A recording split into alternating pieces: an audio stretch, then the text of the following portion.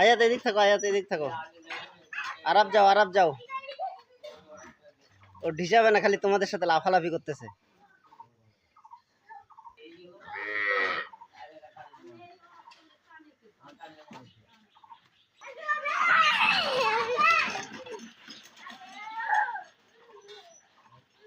যাও, ওর কাছে যাও।